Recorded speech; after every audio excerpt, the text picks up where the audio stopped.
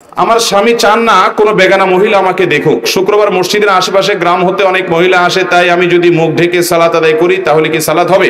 দেখুন, আমাদের দেশে এরকম একটা গ্রুপ বাইর হয়েছে অনেক আগে থেকেই। শুধু আমাদের দেশে না, এরকম গ্রুপ সৌদি আরবেও আছে।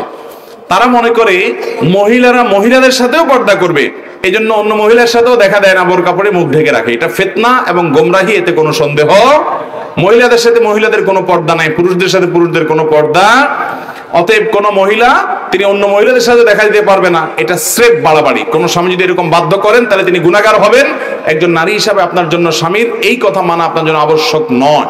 হ্যাঁ, একজন মহিলা বেহায়া, তিনি পুরুষ নারী সবার সাথে এমন ভাবে মেশামেশি করেন, চরিত্র খারাপ, তাদের সাথে যত সম্ভব অ্যাভয়েড করে চলা ভালো, নিজেকে তাদের থেকে বাঁচিয়ে রাখা ভালো, সেটা ভিন্ন বিষয়। কিন্তু কোনো মহিলার সাথে দেখা করবেন না, মহিলারা মহিলাদের সাথে দেখা দিবেন না, বোরকা পরে চলবেন, এটা ইসলামের ক্ষেত্রে বাড়াবাড়ি।